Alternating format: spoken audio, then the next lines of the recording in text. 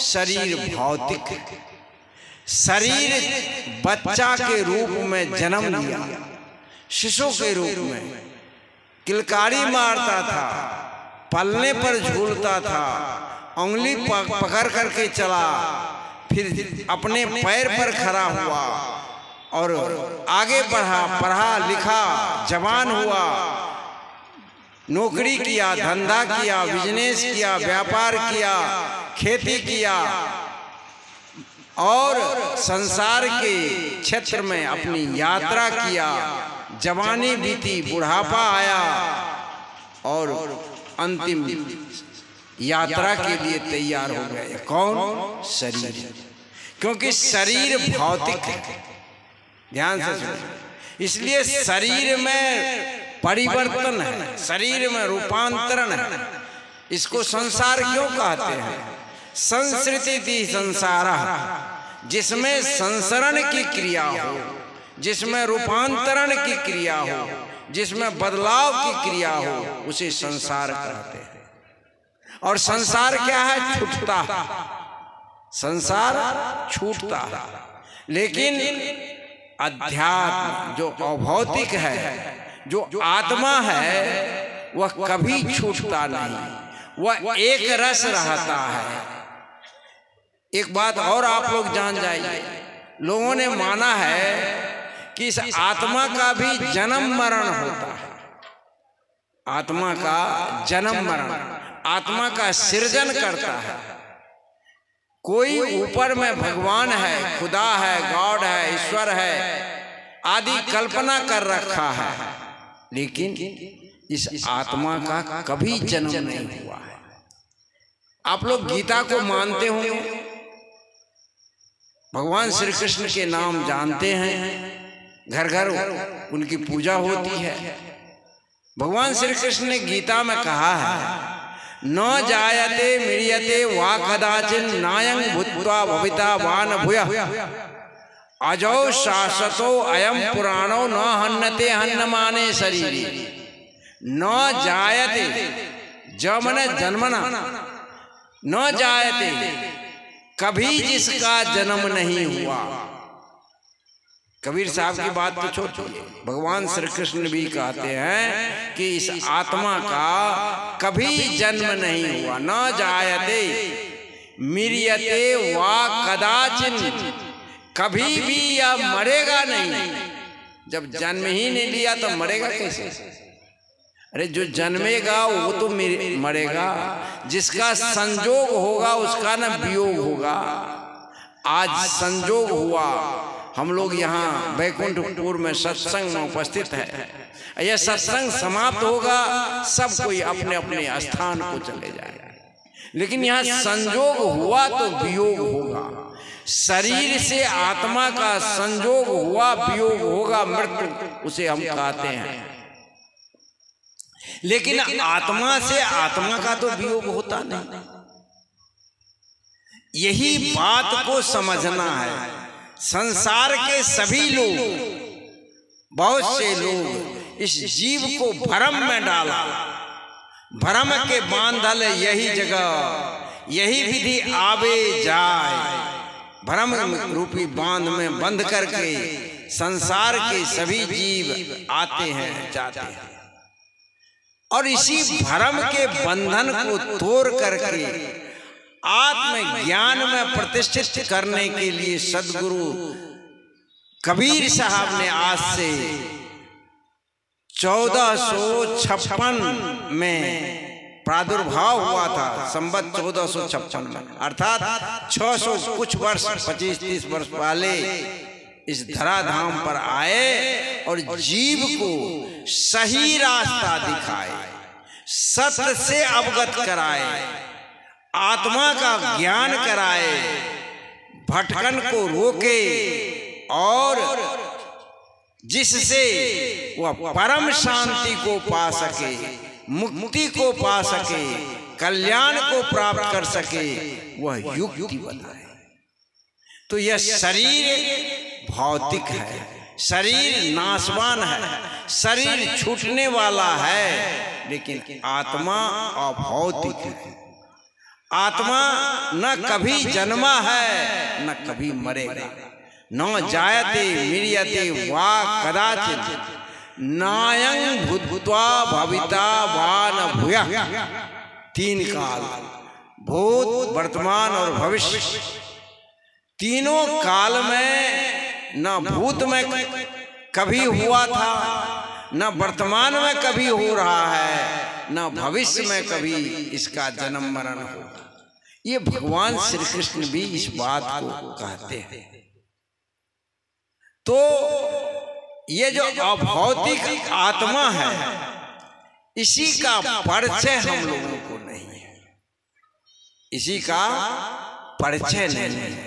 इसका परिचय नहीं होने से यह मनुष्य सुख दुख के झूला पर अनादि काल से झूल रहे हैं और अनंत काल तक झूलेंगे। कब? जब तक कि ये जो ज्ञान नहीं हो जाएगा कि यही आत्मा जो है यह अभौतिक है, और ऐसा अभौतिक आत्म तत्व में जब स्थिर हो जाता है यह जीव, तब इसका यात्रा समाप्त हो जाती है। यात्रा समाप्त हो जाती है। मैं सुबह के सत्र में बोला था कि व्यक्ति घर पहुंचता है तो उसकी यात्रा खत्म हो जाती है। यहां से आप उठेंगे, अपने अपने घर जाएंगे, बंद हो जाएंगे। हमारी यात्रा बाहर की हो गई है।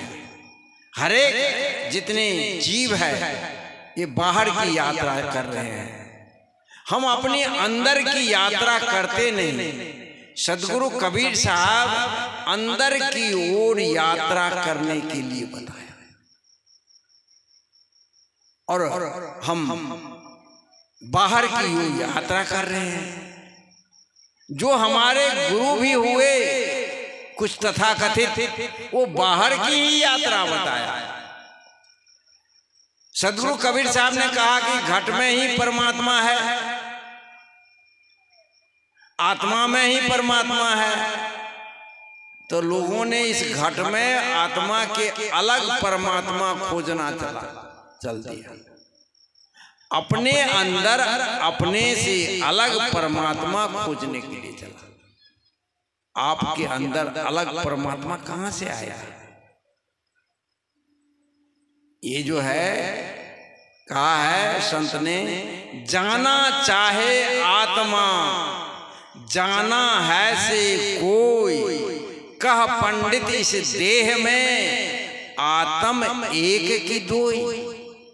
इस शरीर में ये सब कोई आप लोग शरीर धारण किए हैं, अब आप ही बताइए इस शरीर में आप अकेले हैं कि आपके साथ और कोई है? यदि अकेले हैं तो एक ही आत्मा है, नहीं और कोई है तब दो आत्मा हुआ। आपके शरीर में, जिस शरीर में आप बैठे हैं, इसमें आप अकेले न हैं। जब से होश संभाले हैं, एक बात और ध्यान दीजिए, यह होश संभाले 10 वर्ष 12 वर्ष की अवस्था थी। आज किसी का 50 60 70 वर्ष उम्र हो गई है। क्या 10 वर्ष पहले जो आप थे 50 वर्ष पहले, वही आज है कि दूसरे हो गए? बोलिए। आज जो आप हैं अभी अनुभव कीजिए, ये अनुभव का क्षेत्र है। ये सदगुरु कबीर साहब अनुभव के ज्ञान की बात करते हैं।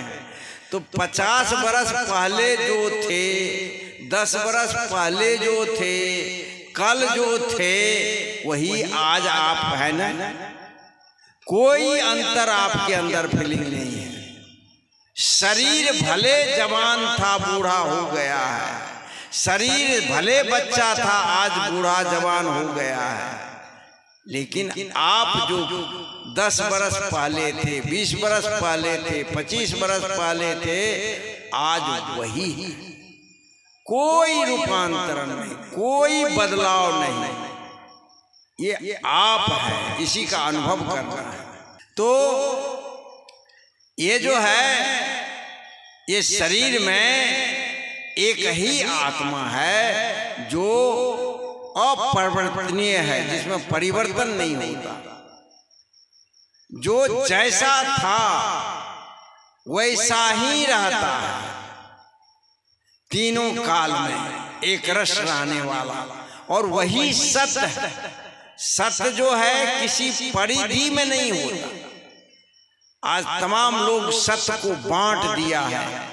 क्या बांटा है?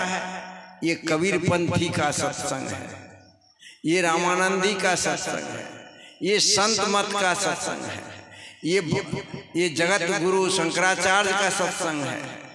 ये अनेक सत्संग तो सत्संग है भाई। सत्य का संग सत्संग कहलाता है। तो ये अनेक मत में क्यों बांट दिया? इसका मतलब वहां सत्य को आप परिधि में बांट दिया। सत्य परिधि में होगा तो वह शाश्वत सत्य नहीं होगा। इसलिए सत्य जो है परिधि से परे है। सत्य परिधि से परे है, लेकिन जब भी हम सत्य को परिधि में बांटेंगे तो हम सत्य से दूर हो जाएंगे, सत्य से हम भटक जाएंगे। इसलिए आत्मा जो मेरे अंदर है वही आत्मा सबके अंदर है, आपके अंदर है। अब कहेंगे जैसे अद्वैत वेदांत वाले लोग कहते हैं कि एको ब्रह्म द्वितीयो नास्ति, एक ही ब्रह्म है दूसरा नहीं। लेकिन ये ऐसी बात नहीं। ब्रह्म अनंत है, हरि अनंत, हरि कथा अनंत, ये अनंत है। कबीर साहब ने कहा एक कहो तो है नहीं, दुई कहो तो गाड़ी है, जैसा रहे तैसा कहे कबीर विचार। क्योंकि यदि एक ही ब्रह्म है, एक ही आत्मा है, तो संसार के सभी आत्मा जब मुक्त होगा तो एक साथ मुक्त हो जाएगा। सभी कहाँ आएगा? एक ही आत्मा है तो सभी आत्मा का प्रयोग भी गलत हो जाएगा। फिर पाप पुण्य का अलग दायरा गलत हो जाएगा। इसलिए आत्मा अनंत है। जैसे चावल का यहाँ 100 क्विंटल चावल जमा कर दीजिए, क्या होगा? वह चावल है ना, उसमें दूसरा चीज तो नहीं है, चावल ही है ना। तो वही आत्म भाव में अनंत आत्मा होते हुए सब एक है। जिस तरह से चावल सब एक है, स्पष्ट से समझिए। जिस तरह से 100 क्विंटल चावल का ढेरी को हम क्या कहेंगे? चावल। लेकिन क्या उसमें दाने कितने हैं? एक ही दाने हैं क्या? नहीं है, अनंत दाने हैं। उसी तरह से आत्मा जो है गुण से, धर्म से एक है, चेतना एक है, गुण एक है, धर्म एक है, और अजन्मा है, अगोचर है, मन इंद्रियों से परे है। ये आत्मा का विशेष सच्चिदानंद स्वरूप है। सत्य है, चित्त है, आनंद स्वरूप है आत्मा।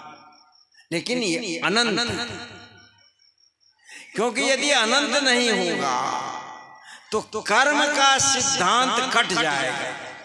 कटेगा कि नहीं? दर्द होगा तो सभी को दर्द होगा ना। एक ही आत्मा है तो दर्द होगा तो सबको दर्द होगा, सुख होगा तो सबको सुख होगा, मुक्त होगा तो एक साथ सब मुक्त हो जाएंगे, बंधन में पड़ेंगे तो एक साथ सब बंधन में पड़ेंगे। तो कर्म का जो सिद्धांत है, आज एक आप लोग हम लोग भक्ति करते हैं, सत्संग में बैठे हैं, कोई अभी कोई बकरा काटता होगा तो एक ही आत्मा है तो उसका कर्म का फल उसे मिलेगा या कर्म के फल एक साथ हो जाएगा? तो ये जो है कर्म के सिद्धांत से आत्मा गुण धर्म से एक है। और संख्या में अनंत है, तभी तो हरेक आत्मा के कर्म अपने अपने कर्मों का फल या आत्मा स्वयं भोगता है या जीव स्वयं भोगता है। तो ये कर्म का सिद्धांत घटित नहीं होता, लेकिन जब हम इसको ज्ञान से, गुण से, धर्म से आत्मा को एक मानते हैं लेकिन संख्या में अनंत मानते हैं, तब यह कर्म का सिद्धांत इस आत्मा के साथ, जीव के साथ घटित होता है। क्योंकि